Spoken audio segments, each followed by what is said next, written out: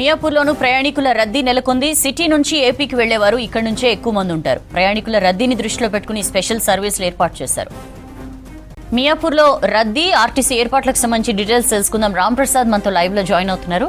Ramprasad, మియాపూర్లో rush ఎట్లుంది?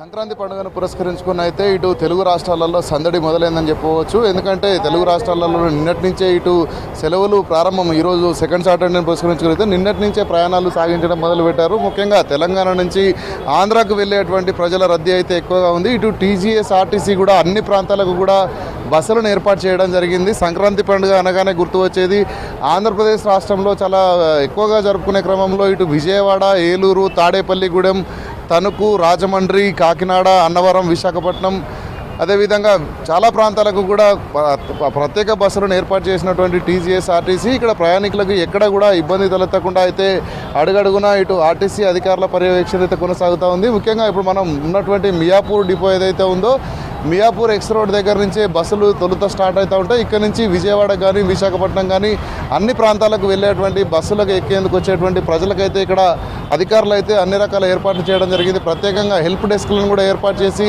వచ్చేటువంటి ప్రయాణికులకైతే వారు చేరాల్సినటువంటి గమ్యాలకు సంబంధించినటువంటి సలహాలు, సూచనలు చేస్తున్నారు. అంతేకాకుండా మనం ఈసారి కనుక గమనిస్తే ఇటు టీజీఎస్, ఆర్టీసీ 6,000కు పైగా బస్సులను, అదనపు బస్సులను కేటాయించడం జరిగింది.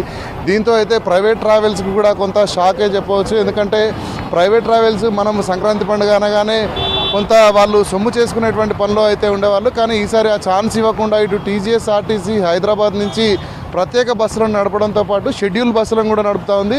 ఏదైతే షెడ్యూల్ బస్సులు ఏదైతే నడుస్తున్నాయో, షెడ్యూల్ బస్సులకు సంబంధించి ఫేర్లో ఎలాంటి మార్పు లేకుండా గతంలో ఏ ప్రైజ్ అయితే ఉందో అదే ప్రైజ్లో ఇటు ప్రయాణికులకైతే సేవలు అందిస్తున్న క్రమంలో ఇటు ప్రత్యేక బస్సులు, స్పెషల్ బస్సులు ఏదైతే వేశారో దానికి 50% ఎక్స్ట్రా ఛార్జ్ కూడా తీసుకుంటున్నటువంటి పరిస్థితి. ఎందుకంటే రిటర్న్లో వచ్చే సందర్భంలో బస్సులు ఖాళీగా వస్తాయి కాబట్టి ప్రజల రద్దీ దృష్ట్యా అయితే వారికి ఎక్కడ కూడా ఇబ్బందులు తలెత్తకుండా ఇటు టీజీఎస్, ఆర్టీసీ అధికారులు అయితే ఇటు బస్సులను అందుబాటులో ఉంచడం జరిగింది. అంతేకాకుండా ఇటు ప్రైవేట్ ట్రావెల్స్కి సంబంధించి కూడా మనం చూస్తున్నాం, ప్రయాణికులు క్షేమంగా వారి గమ్యాలను చేర్చుకునేందుకు అడుగడుగునా కూడా ఇటు ఆర్టీసీతో పాటు అటు ఆర్టీఏ అధికారులు కూడా ఎప్పటికప్పుడు పర్యవేక్షణ అనేది కొనసాగిస్తున్నారు. ముఖ్యంగా ఇటు తెలంగాణ రాష్ట్రం నుంచి ఇటు హైదరాబాద్ నుంచి ఇటు మెట్రో ఎక్స్ప్రెస్ కానీ, మెట్రో డీలక్స్ బస్సులను కూడా ఇటు విజయవాడ, గుంటూరు, ఏలూరు, రాజమండ్రి ప్రాంతాలకు రద్దీ ఎక్కువగా ఉన్న క్రమంలో అటు ప్రత్యేక బస్సులుగా కూడా ఇటు టీజీఎస్, ఆర్టీసీ అందుబాటులోకి తీసుకురావడం జరిగింది. అంతేకాకుండా సుదూర ప్రాంతాలకు వెళ్ళే ప్రజలందరూ ఇప్పటికే నిన్న సుమారు 60% వరకు కూడా ప్రజలు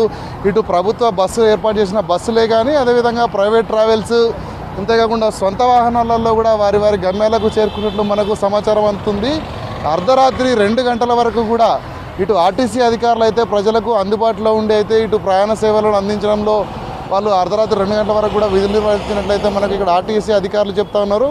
ఇక్కడికి వచ్చేటువంటి ప్రజలందరూ కూడా వారి గమ్యస్థానాలు చేర్చుకునేందుకైతే ఇప్పటికే టీజీఎస్, ఆర్టీసీ ప్రత్యేక బస్సులతో పాటు ప్రత్యేక కార్యాచరణతో అయితే ఈ యొక్క సంక్రాంతి పండుగకు ఎక్కడ కూడా ఎలాంటి ఇబ్బందులు తలెత్తకుండా అన్ని రకాల ఏర్పాట్లు చేస్తున్నారు. ముఖ్యంగా ఇటు విజయవాడ వెళ్ళేటువంటి రూట్ ఏదైతే ఉందో ఇటు బస్సుల రద్దీ ఎక్కువగా ఉన్న కారణంగా ఇటు ప్రైవేట్ ట్రావెల్స్ బస్సులతో పాటు ఇటు సొంత వాహనాల రద్దీ కూడా ఎక్కువగా ఉండడంతో అక్కడ ఉన్నటువంటి స్థానిక పోలీసులు కూడా అడుగడుగునా భద్రతను ఏర్పాటు చేసి ఎక్కడ కూడా ట్రాఫిక్ జాములు తలెత్తకుండా చర్యలు తీసుకున్నట్టు మనకు తెలుస్తూ ఉంది. ముఖ్యంగా ఇక్కడ చూడవచ్చు, మియాపూర్లో అయితే గమనిస్తే ఇటు సమీపంలో ఉన్నటువంటి బీరంగూడ కానీ, నిజాంపేట తదితర ప్రాంతాలు ఇటు మనం కనుక గమనిస్తే బిహెచ్ఎల్ నుంచి వచ్చేటువంటి ప్రజలందరూ కూడా ఇక్కడికి చేరుకొని ఇక్కడ నుంచి స్టార్టింగ్ పాయింట్ కావడంతో ఇక్కడ నుంచి అయితే తమ ప్రయాణాలు కొనసాగిస్తూ ఉన్నారు.